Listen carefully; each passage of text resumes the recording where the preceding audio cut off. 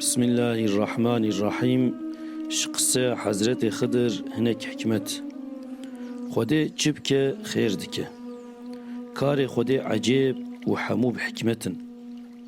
Eqlê mirov negire jî divê mirov li gor emr û qanûnên Xwedê gavbavê je û teslîmê emr û nehyên Xwedê bibe. Lêborîn xwestin ji kemalê eql e. Yê bexşandin xwast divê mirov wî efû bike. Ji qusûr û xelatiyan re sunûrek heye.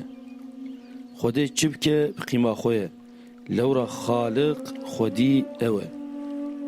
Tiştê em ji bo xwe şer dibînin dibe ku ji bo me xêr be. Biryar qararên li gor zahîr carnan xeletin. Zanna xirab mirov ji heqîqetê dûr dixe. Mirov çiqas zana be jî yên zanatir jî hene. Divê mirov xwe mezin ne